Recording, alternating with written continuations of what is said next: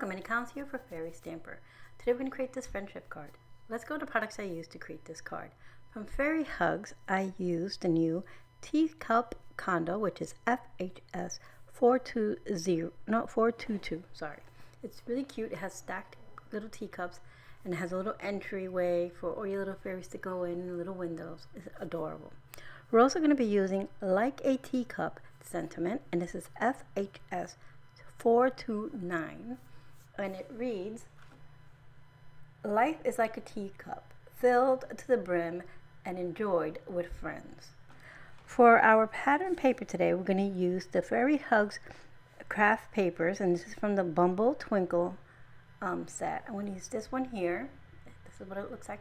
It's a 6x6 paper pad, and I'm going to I cut out a little piece here. I'll save the other little piece for maybe a mini slimline or something like that.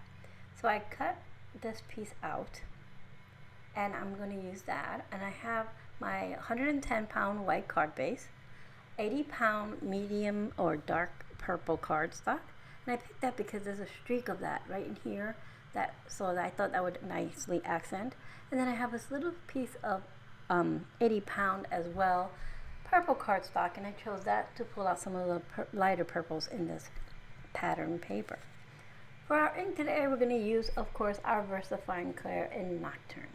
So I'm going to get my stamping platform. I'm going to use this new sticky matte thingy that my Petunia has put out. And I'm going to put my paper. I'm only using this because we have a big image, small pieces we're stamping on. And this way I know my little magnets won't get in the way. So I am using the magnets, but it's only to hold down the sticky mat. Alright, so now that I have all my paper in place, I'm going to go ahead and get our sentiment. And I'm using the backer sheet here just to help me with the lining up of our stamp. Because I know I want it a little bit more towards the top. So I want to make sure I have it straight. And I just use that. It helps as a good guide. I'm going to hold that down. I'll pick up my stamp, and then I can just remove that backer right off. As for our Teacup Condo, I'm not going to use any of the backer. I don't need that because it's going to fill this entire paper pretty well. So I get that where I want it. I press that into place, and then I'll ink up my my stamps using my VersaFine Clair in Nocturne. I'm also going to bring in my helping tools here. I have my dry eraser and my heat tool. Why is the heat tool here, you're wondering? Is because VersaFine Clair is a pigment ink, and it takes a little while to dry, and this paper has a little bit, a smidgen of gloss to it. It's not, it's a little smoother than most, so I don't want the ink to just lay on top. I want to heat set it so I don't smear it, because as you know, I tend to smear ink. So I'm going to now use that dry eraser to press my stamps. I see a little smidgen right here that I missed, so I'll ink my teacup up again. I'm going to remove my sentiment because we don't need that, and then I'll press it once again, apply a little more pressure there, and there we have it. Oh, I guess I see a little smidgen right here. I mean, it's little, you could see it, but I wanted it a nice crisp image. Alright, so I'm going to remove my little mat, move everything else out of our way. And my magnets before I misplace them, because I've done that. Okay, so now that I have all that out of the way, I'm going to show you how easy it is to remove your pieces of paper off of the sticky mat. Just curl it, let it pop up gently. Run your finger behind the paper and it'll pop right off. Be sure to return that little carrier sheet on top so that it keeps your sticky mat clean without any fuzzies or whatever on it, and then you can keep using it over and over. Alright, so now we're back to our card. Now we have our pieces. I'm going to heat set these like I mentioned. So I'm going to grab my embossing tool here, give this a quick run through. I do a little front and back only to minimize a little bit of the warping. See here how shiny this paper has. It's a little shiny, but also if you can see here, this paper gives you the appearance of like a canvas, so it looks like you painted this background, which is pretty awesome. This is the back of this cardstock or this craft paper. It's really pretty. It reminds me of a wintry kind of theme. Alright, so now we have our images and sentiment all dry. I'm going to fishtail this. So I'm just going to do a snip in the center, and then from each corner I'm going to cut from the corner to that snip that we did in the center.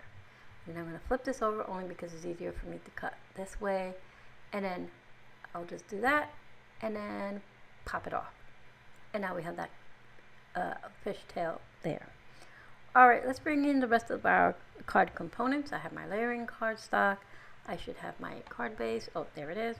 And I'm going to use some liquid adhesive here to put everything together. Except for my sentiment, I'm going to use some foam tape.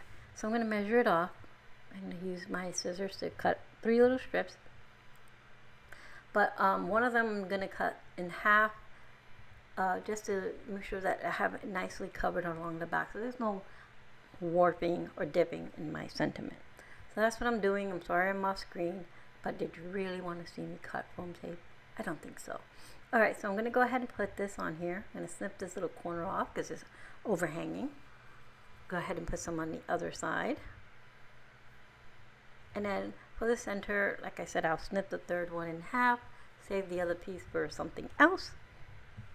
And then we will place that in the center, trim off any excess.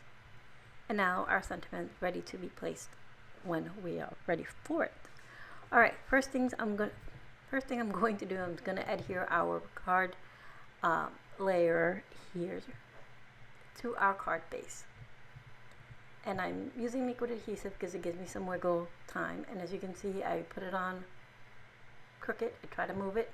It was already setting. So I just gently peel up, add more adhesive, and then I can center this a little bit better.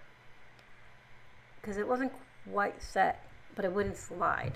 Alright, so now I'm going to get that on there a bit better. Press that down. There we go, much better. So now I'm going to go ahead and adhere our panel, our stamped panel to that. So I'm going to add a little liquid adhesive to this. And I'm squeezing my bottle a little harder. It's time for me to fill it. So I got to get my bigger refill out and refill it. Alright, so now I'm going to center that and press it. And now, just to be on the safe side, I know I heat set this, but I'm a little worried. I always get worried, so I just gently push down on the center. Alright, so now I'm going to add my sentiment. I'm going to put it in the top left hand corner, and then I realized that's a little wider than I want it, so I'm just going to grab my scissors, and there's like a little sliver I'm going to trim off on each side, which is exactly where that little gap from the edge to where our foam tape hit. I'm just going to trim that off, and there we go. We only lose just a little bit of one of the handles of our teacups rather than more of the image. Alright, so now for our finishing touch, I'm going to bring in some flat back gems here, and I pull 2 shades of purple. One is a little bit darker than the other.